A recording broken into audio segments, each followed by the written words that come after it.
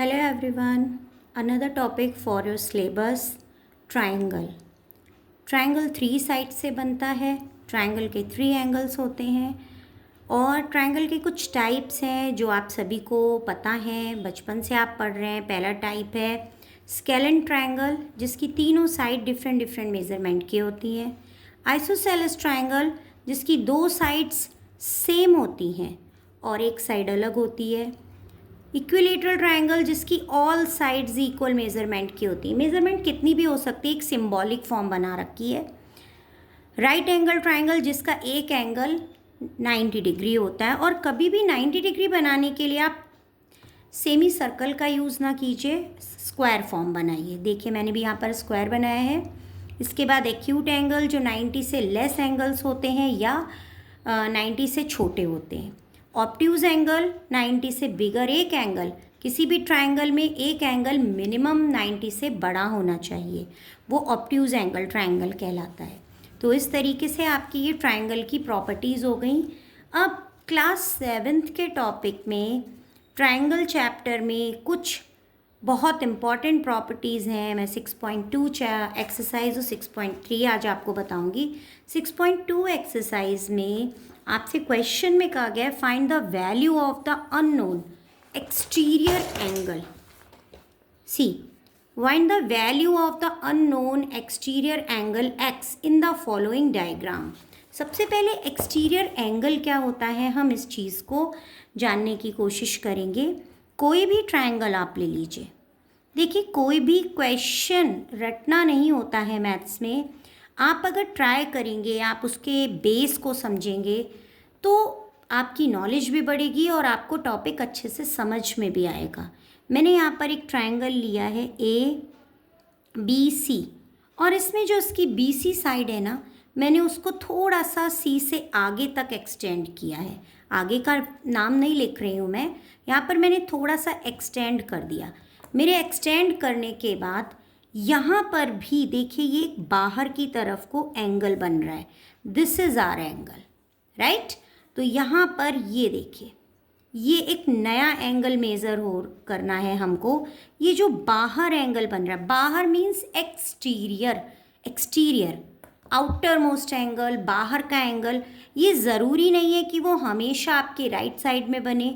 Sometimes ये आपका इस तरीके से नीचे वाली ए बी साइड में भी ये बड़ा हो सकता है. इस तरीके से एक्सटेंड कर सकते हो आप, यहाँ पर भी पॉसिबल है. और कभी कभी आप इसको इस तरीके से देखिए, तीनों में से किसी भी एक साइड को अगर आप बढ़ा रहे हैं तो वो जो बाहर का एंगल है उसको आप एक्सटीरियर कहेंगे.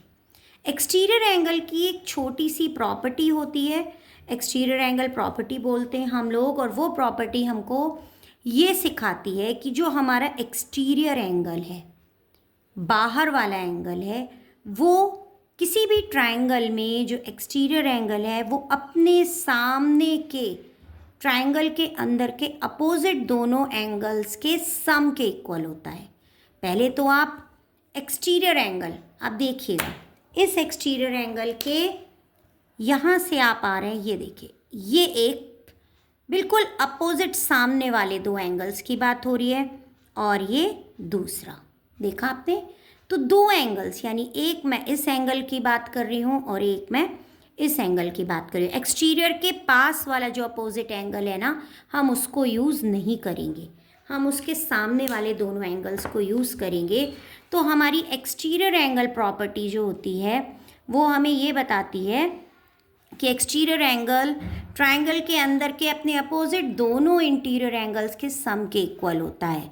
तो exterior angle equal sum of two angles opposite inside the triangle.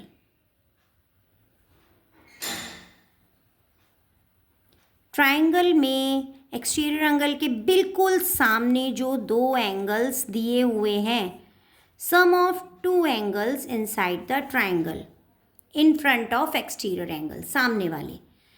तो अगर मैं इसकी वैल्यू 30 बोल दूं और मैं इसकी वैल्यू 50 बोल दूं तो आपका एक्सटीरियर एंगल प्रॉपर्टी इस तरीके से आप लिखना चाहें लैंग्वेज में आप लिख सकते हैं, अदरवाइज आप इसको डायरेक्ट भी सॉल्व कर सकते हैं। इसको मैंने x माना है, तो अगर आपको x निकालना है तो आप यहाँ पर 30 + 50 कीजिए और यहाँ पर ब्रैकेट में इसका रीज़न देना मत भूलिए, using exterior angle property. Exterior angle property use की आपने, अब आप इसको बता सकते हैं x की वैल्यू आ जाएगी 30 + 50 = 80 डिग्री। देखा, बहुत ईजी है एक्सटीरियर एंगल निकालना। अगर मुझे इसे निकालना है और मैंने कहा ये वाला एंगल, देखिए मैंने इसको सेमी सर्कल नहीं बनाया, इसको स्क्वायर फॉर्म बनाया।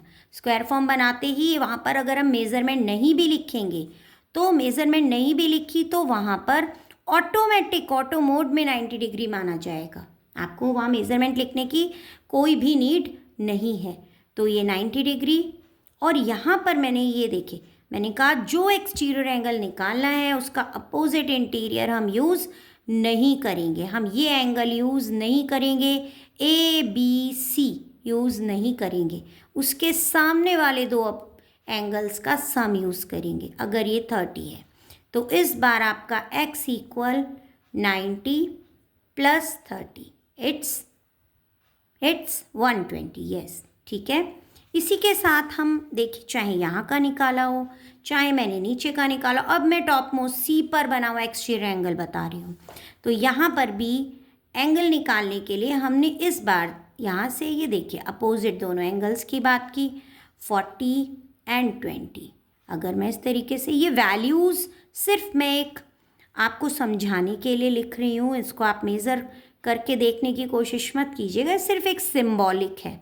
तो इस तरीके से अगर हम देखते हैं तो हम देखते हैं कि एक्सटीरियर एंगल अपने अपोजिट दो एंगल्स के, अंदर वाले दो एंगल्स के सम के इक्वल होता है। इसको हम एक्सटीरियर एंगल प्रॉपर्टी बोलते हैं। इसी प्रॉपर्टी को यूज़ करके ज़रूरी नहीं है हमें हर बार एक्सटीरियर एंगल निकालना ही हो, मे भी हो सकता है कि आपको एक्सटीरियर एंगल दे रखा हो। देखिए, इस बार मुझे दे रखा है 110 और अंदर का एक एंगल मुझे 50 दे रखा है, बट दूसरा एंगल मिसिंग है। तो अगर एक्सटीरियर एंगल दिया है और अंदर के दोनों एंगल्स में से कोई भी एक एंगल मिसिंग है तो हम उसको भी निकाल सकते हैं। प्रॉपर्टी वही रहेगी कि इंटीरियर दोनों एंगल्स का सम जो होता है वो एक्सटीरियर एंगल के इक्वल होता है। अब आपने 4th चैप्टर पढ़ा है इक्वेशंस वाला, उसमें आपने पढ़ा है, आप वो कॉन्सेप्ट लगा सकते हो। अदरवाइज जो प्लस का नंबर होता है वो अपोजिट जाके माइनस हो जाता है। एक तो मेथड आप ये यूज़ कर सकते हो, लेकिन ये थोड़ा सा कभी कभी हम भूल जाते हैं। प्रॉपर्टी का नेम वही रहा, एक्सटीरियर एंगल प्रॉपर्टी, लेकिन इसको एक अगर इजी फॉर्म में याद रखना चाहते हैं तो इजी फॉर्म में याद रखने का तरीका ये है कि इतना ध्यान रखिए कि जब एक्सटीरियर एंगल निकालना है, जैसा अभी हमने निकाला है, एक्सटीरियर एंगल निकालना है तो दोनों एंगल्स अंदर वाले प्लस होंगे, और अगर एक्सटीरियर एंगल गिवन है और अंदर का एंगल मिसिंग है तो अंदर का एंगल अगर मिसिंग है तो उसको निकालना है, तो आप इसको दूसरे वे में भी डायरेक्ट भी कर सकते हो कि अंदर वाला एंगल जो मिसिंग है वो लिखकर एक्सटीरियर में से आप इंटीरियर एंगल को माइनस कर दीजिए, आंसर सेम आएगा। ये थोड़ा सा सिंपल है, ये थोड़ा सा लेंदी हो गया 3 लाइंस का, बट प्रॉपर्टी दोनों की सेम है यूजिंग एक्सटीरियर एंगल प्रॉपर्टी। तो ये होती है आपकी exterior angle property. I hope आपको समझ में आई होगी।